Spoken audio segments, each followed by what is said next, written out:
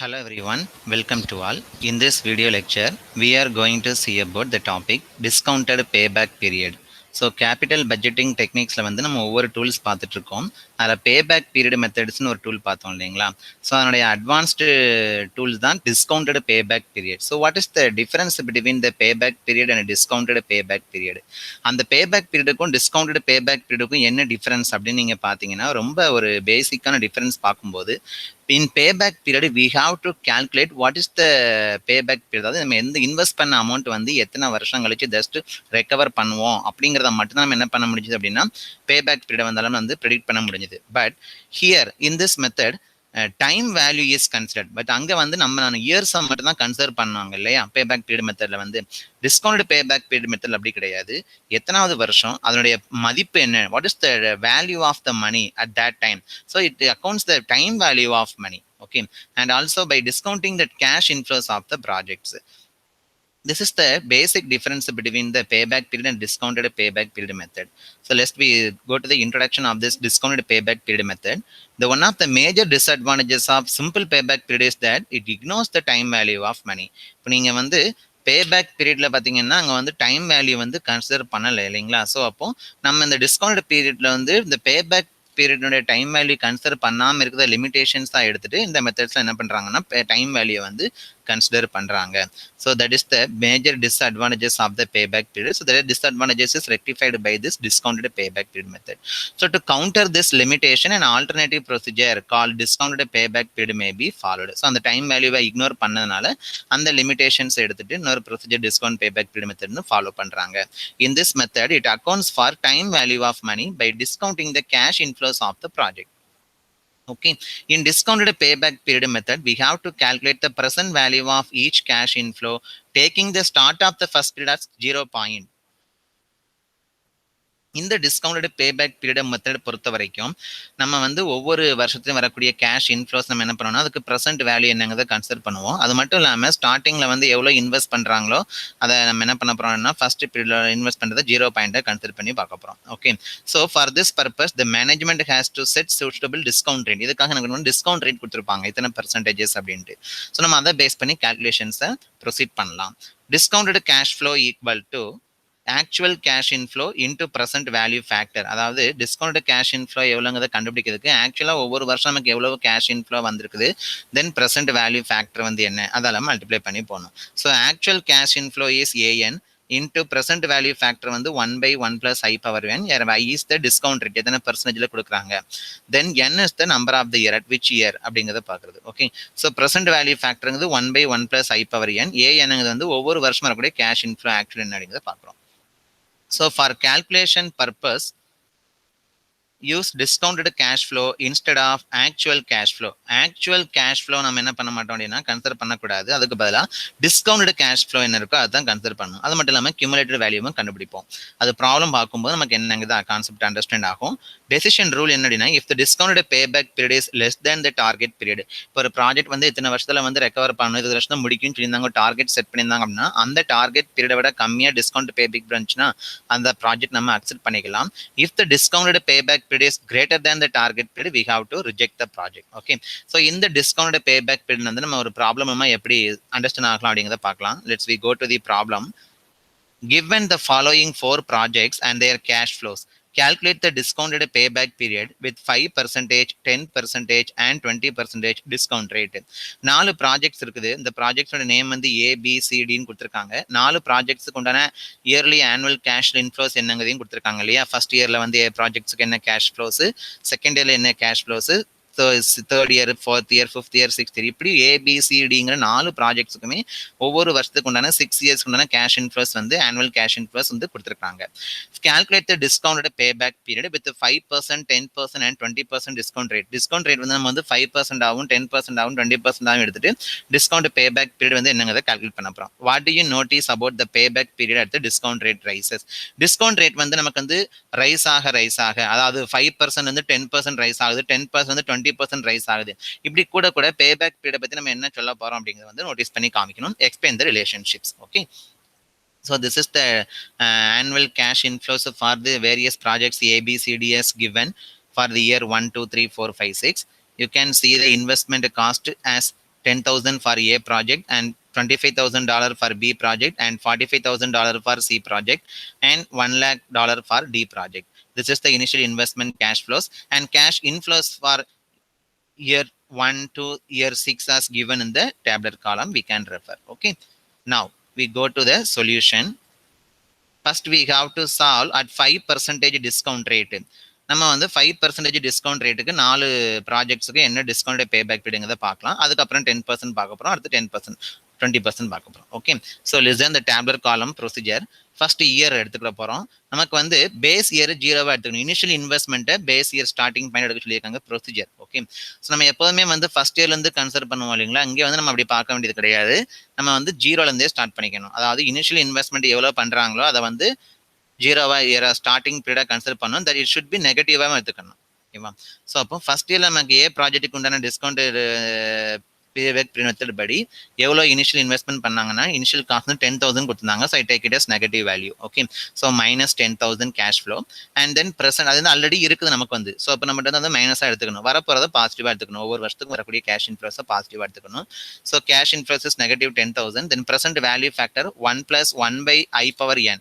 இதில் ஐங்கிறது discount rate. நமக்கு இங்கே வந்து 5% கொடுத்துருக்காங்க. ஸோ அப்போ நம்ம என்ன பண்ணலாம்னா 1/5%. அந்த 5%ங்கிறது 5/100 போடணும். அப்போ 0.05 வரும். ஸோ நீங்கள் சால்வ் பண்ணி பார்த்தீங்கன்னா 1 தான் ஆன்சர் வந்திருக்குது, ப்ரெசென்ட் வேல்யூ ஃபேக்டர். இப்போ இந்த கேஷ் ஃப்ளோவையும் இந்த ப்ரெசென்ட் வேல்யூ ஃபேக்டரையும் மல்டிப்ளை பண்ணி போட போகிறோம் பாருங்க. அதுதான் discounted cash flow. So -10,000 into 1 வந்து -10,000 தான். ஸோ கியூமுலேட்டிவும் அதே தான் இருக்க போகுது. இப்போ at the end of the first year நமக்கு கேஷ் இன்ஃப்ளோ வந்து 4,000 ப்ராப்ளம்ல கொடுத்துருக்காங்க. இப்போ நீங்கள் இந்த கொஸ்டின்ல பார்த்தீங்கன்னா ப்ராஜெக்ட் ஏக்கு எல்லா இயருமே 4,000 தான் கேஷ் இன்ஃப்ளோவா இருக்குது. அதனால நான் இப்போ என்ன பண்ண போறேன் பாருங்க. ஃபர்ஸ்ட் இயருக்கு $4,000. அதுக்கு உண்டான ப்ரெசென்ட் வேல்யூ ஃபேக்டர் என்ன? 1/1 + i வேல்யூ வந்து 5% போடுவீங்க. 5/100 பவர் வந்து 1ங்கிறது 1 ஆயிரும் இல்லையா? இப்போ இங்கே வந்து என் ஃபர்ஸ்ட் ப்ரீவியஸ் இயர்ல வந்து என்னக்கு பதிலாக 0 போட்டிருப்போம். இங்கே வந்து என்னக்கு பதிலாக 1 இயர் போடும். ஏன்னா இயர் வந்து 1. இப்போ இந்த ரெண்டு கேஷ் ஃப்ளோவையும் மல்டிப்ளை பண்ணீங்க அப்படின்னா உங்களுக்கு டிஸ்கவுண்ட் கேஷ் ஃப்ளோ கிடைக்குது. இதில் எப்படி கியூமுலேட்டிவ் பார்க்குறதுன்னு பாருங்க. இது வரைக்கும் பார்த்த மெத்தடுக்கும் இதுக்கு ரொம்ப டிஃபரன்ஸ் இருக்கு இல்லையா? நம்ம இது வரைக்கும் பார்த்தது இந்த கேஷ் ஃப்ளோவையும் ப்ரெசென்ட் வேல்யூ ஃபேக்டரையும் மல்டிப்ளை பண்ணி அப்படியே ஸ்டாப் பண்ணிவிடும். இங்கே வந்து கியூமுலேட்டிவ்னு அடுத்த காலம் கண்டுபிடிக்கிறாங்க. இப்போ நீங்கள் இங்கே பார்க்கக்கூடியது வந்து டிஸ்கவுண்ட் கேஷ் ஃப்ளோ தான் பார்க்கணும். இன்னும் வந்து ஆனுவல் கேஷ் ஃப்ளோ பார்க்கக்கூடாது. இப்போ டிஸ்கவுண்ட் கேஷ் ஃப்ளோ வந்து இயர் 1க்கு $3,809.2 வந்திருக்கு. ஆனால் ப்ரீவியஸ் இயர்ல கியூமுலேட்டிவ் -10,000. அப்போ இந்த -10,000லேருந்து இந்த 3,809 தான் மைனஸ் பண்ணி போடணும். அதுதான் அந்த இயருக்கு உண்டான கியூமுலேட்டிவ் வேல்யூ. நீங்கள் வந்து ஆனுவல் கேஷ் ஃப்ளோ 4,000 வந்து மைனஸ் பண்ணக்கூடாது. இதுதான் டிஃபரன்ஸ் இந்த மெத்தடுக்கும் மற்ற மெத்தட்ஸ்க்கும். ஓகேங்களா? ஸோ அப்போ -10,000 அதுலேருந்து நமக்கு என்ன பண்ணுவோம்? 3,809 போட்டிங்கன்னா -6,190 அப்படிங்கிற மாதிரி உங்களுக்கு வந்து ஆன்சர் வந்து கிடைக்குது. ஓகேங்களா? ஸோ அடுத்தது பாருங்க. செகண்ட் இயருக்கும் 4,000 தான் ப்ரெசென்ட் வேல்யூ ஃபேக்டர். தென் கேஷ் ஃப்ளோவையும் ப்ரெசென்ட் வேல்யூ ஃபேக்டரையும் மல்டிப்ளை பண்ணுறாங்க. இதுக்கு உண்டான கியூமுலேட்டிவ் வேல்யூஸ் என்ன அப்படின்னு பார்த்தீங்கன்னா இது எப்படி நீங்கள் பார்க்கணும் பாருங்க. டிஸ்கவுண்ட் கேஷ் ஃப்ளோவை மைனஸ் பண்ணிட்டே வரப்போகிறோம். புரியுதுங்களா? அதாவது இப்போ இங்கே வந்து அப்படிங்க வந்து -6190 இருக்குது இல்லைங்களா? 0.8. இதை அப்படியே ப்ளஸ் பண்ணுங்க. இங்கே வந்து நம்ம மைனஸ் கூட பண்ண வேண்டாம், ப்ளஸ் பண்ணிட்டே வரணும். இப்போ ஏன்னா நெகட்டிவா நம்ம கன்சிடர் பண்ணிட்டோம் இல்லைங்களா? அதனால இப்போ எப்படி பண்றதுன்னா -6190 + 3628.11. அப்போ எனக்கு என்ன ஆன்சர் வரும்னா -2562.68 வரும். இந்த மெத்தடுக்கு தான் difference. The next one third இயருக்கு பார்க்குறோம். 4,000 cash inflow. Present value factor என்ன? என்னக்கு பதிலாக 3 அப்ளை பண்ணுறோம். தென் ரெண்டையும் மல்டிப்ளை பண்ணிங்கன்னா டிஸ்கவுண்ட் கேஷ் ஃப்ளோ ஆன்சர் கிடைக்கும். கியூமுலேட்டிவ் வேல்யூ பார்க்கும்போது -2562.68 + 3455.35. அப்போ 892.670 வரப்போகுது. ஓகேங்களா? தென் ஃபோர்த் இயர் இதே மாதிரி ப்ரெசென்ட் வேல்யூ ஃபேக்டர் என்ன? டிஸ்கவுண்ட் கேஷ் ஃப்ளோ என்ன? இதெல்லாம் என்ன பண்ணுறோம்? கியூமுலேட்டிவ் பார்க்கும்போது 892 + 3290.8 41833. இப்போ இப்படியே 6 இயர்ஸ்க்கு நீங்கள் கண்டுபிடிக்கும் போது எந்த இயரில் வந்து நமக்கு பாசிட்டிவாக வேல்யூ வந்து சேஞ்ச் ஆகுதோ நம்ம அந்த இயர் நம்ம என்ன பண்ணுறோம்னா டிஸ்கவுண்டட் பேபேக் பீரியட் மெத்தடு அப்படின்னு சொல்ல போகிறோம். இப்போ பார்த்தீங்கன்னா இதில் தேர்ட் இயரில் பாருங்க 892 பாசிட்டிவாக நமக்கு வந்து ஆன்சர் வருது. ஸோ அப்போ தேர்ட் இயர் தான் நமக்கு என்ன? Discounted payback period. So discounted payback period 3 years and 1,800 $892.67 and fully recovered. இது மட்டும் $892 ஃபுல் அமௌண்ட் நம்ம ரெக்கவர் பண்ணிக்கலாம் at the end of third yearல அப்படிங்கிறத சொல்ல போறோம். ஓகே, தென் ப்ராஜெக்ட் பிக்கு இதே மாதிரி கால்குலேட் பண்ண போறோம். ப்ராஜெக்ட் பிக்கு உண்டான கேஷ் ஃப்ளோ வந்து 2000, 8000, 14,000, 20,000, 26,000, 32,000 கொடுத்துருக்காங்க இல்லையா? ஸோ நம்ம அந்த அமௌண்ட்டை கேஷ் இன்ஃப்ளோஸாக எடுத்துக்கிட போறோம். ப்ராஜெக்ட் பிக்கு பாருங்க, கேஷ் இன்ஃப்ளோஸ் இது ப்ரெசென்ட் வேல்யூ ஃபேக்டர் ரெண்டையும் மல்டிப்ளை பண்றோம் -25,000. ஸோ கியூமுலேட்டிவ் வேல்யூ பாக்குறீங்க. கியூமுலேட்டிவ் அப்படியே ஆட் பண்ணிட்டே வாங்க ஒவ்வொரு இயருடைய டிஸ்கவுண்ட் கேஷ் ஃப்ளோ வந்து. ஃபர்ஸ்ட் இயருக்கு பார்க்கும்போது டிஸ்கவுண்ட் கேஷ் ஃப்ளோ வந்து 1904.6 இருக்குது. அப்போ -25,000 + 1904 என்ன ஆன்சர் வரும்? ஓகே, இந்த -23,095. தென் செகண்ட் இயருக்கு என்ன answer?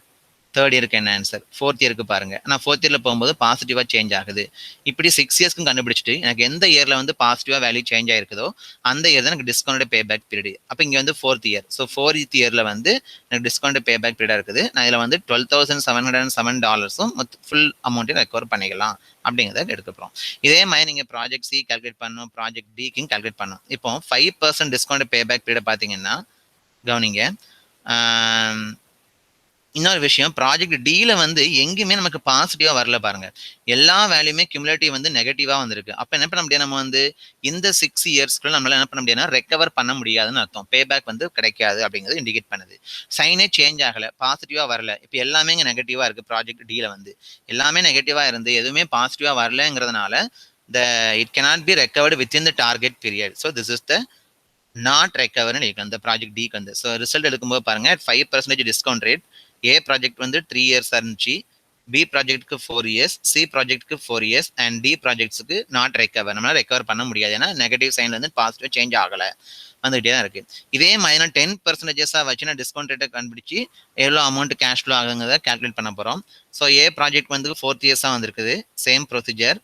But I value should be changes to 5% to 10%. I value மட்டும் தான் 5% வந்து 10% சேஞ்சஸ் ஆயிருக்குது. அப்போ 10% போது 10/100 வந்து 0.1 எடுக்க போறோம். ஸோ ப்ராஜெக்ட் பிக்கு என்ன year? 4th year. Similarly for project சிக்கும் 4th year. But project D is also negative values, D not changes into positive value. நமக்கு இங்க என்ன ஆகல, பாசிட்டிவ் வேல்யூ சேஞ்ச் ஆகல. இப்போ இங்க நாட் ரெக்கவர் வித் இந்த டார்கெட் பீரியட். ஓகேங்களா? இதே மாதிரி அட் 20% செக் பண்ணி பாருங்க. ப்ராஜெக்ட் ஏக்கு வந்து 4th இயர்ல பே பேக் ரெக்கவர் பண்றோம். ப்ராஜெக்ட் பில வந்து 5th இயர்ல ரெக்கவர் பண்றோம். ப்ராஜெக்ட் சிக்கு வந்து 5th இயர்ல ரெக்கவர் பண்றோம். பட் ப்ராஜெக்ட் டிக்கு வந்து எந்த வருஷமே ரெக்கவர் பண்ண முடியாது, எல்லாமே நெகட்டிவா இருக்கு. ஸோ டிஸ்கவுண்ட் ரேட் கன்க்ளூஷன் எழுத போறோம் பாருங்க. டிஸ்கவுண்ட் ரேட் 5%க்கு A project 3 years, B project 4th year, C project 4th year. Okay, D projects recover பண்ண முடியாது, அது எந்த டிஸ்கவுண்ட் ரேட்மே ரெக்கவர் பண்ண முடியல. 10% ஆகும்போது பாருங்க 4th இயர், பி ப்ராஜெக்ட்டுக்கும் 4th இயர், சி ப்ராஜெக்ட்டுக்கும் 4th இயர், டி ப்ராஜெக்ட்க்கு நாட் ரெக்கவர். அட் 20% பார்க்கும்போதும் ஏ ப்ராஜெக்ட்க்கு 4th இயர், பி ப்ராஜெக்ட்க்கு 5th இயர், சி ப்ராஜெக்ட்க்கு 5th இயர் அண்ட் டி ப்ராஜெக்ட்ஸ்க்கு நாட் ரெக்கவர். இப்போ என்ன நம்ம கன்க்ளூஷன் பண்ணலாம் அப்படின்னா, ஆஸ் டிஸ்கவுண்ட் ரேட் இன்க்ரீசஸ், அதாவது டிஸ்கவுண்ட் ரேட் 5% வந்து 10%, 10%, 20% இன்க்ரீஸ் ஆக pay back period is also increases. இப்போ நம்ம ஏ ப்ராஜெக்ட் மட்டும் பார்த்தோம் அப்படின்னா 5% ஆக்கும்போது 3 இயர்ஸா இருக்குது, 10% ஆக்கும்போது 4 இயர்ஸ் ஆகுது. அப்போ இயர் வந்து கூட்டிட்டு போகுது பே பேக் பீரியட் அப்படிங்கிறத ஒரு ரிசல்ட் நம்ம வந்து கன்க்ளூட் பண்ணி பார்த்துக்கலாம். இதே மாதிரி தான் பி ப்ராஜெக்ட்டுக்கும் சி ப்ராஜெக்ட்டுக்கும். ஆனால் டி ப்ராஜெக்ட்ல எதுவுமே ரெக்கவர் பண்ண முடியல. ஸோ டிஸ்கவுண்ட் ரேட் கூட டிஸ்கவுண்ட் பே பேக் பீரியட் நமக்கு என்ன ஆகும், இன்க்ரீஸ் தான் ஆகும் அப்படிங்கிற ஒரு கன்க்ளூஷனை இதில் நம்ம சொல்லிக்கலாம். Okay, so this is the procedure for discount pay back period method. Initial investment அமௌண்ட்டை நெகட்டிவா எடுத்துக்கோங்க. நெகட்டிவா எடுத்துட்டு டிஸ்கவுண்ட் கேஷ் ஃப்ளோ வந்து ஜஸ்ட் ஆனுவல் கேஷ் ஃப்ளோவையும் ப்ரெசென்ட் வேல்யூ ஃபேக்டரையும் மல்டிப்ளை பண்ணுங்க. அந்த வேல்யூ தான் discount cash flow. Then cumulative கண்டுபிடிக்க போறோம். கியூமுலேட்டிவ் கண்டுபிடிக்கும் போது இந்த ப்ராசஸ்ல என்ன பண்ணணும், எல்லாத்தையும் ஆட் தான் பண்ணுவோம். ஆட் பண்ணும்போது எந்த இயர்ல இருந்து நெகட்டிவ் சைன்ல இருந்து பாசிட்டிவ் சைனா சேஞ்ச் ஆகுதோ அந்த இயர் தான் நமக்கு discount pay back period method அப்படிங்கிறத சொல்ல போகலாம். Okay, so thank you. If you have any doubt please comment below.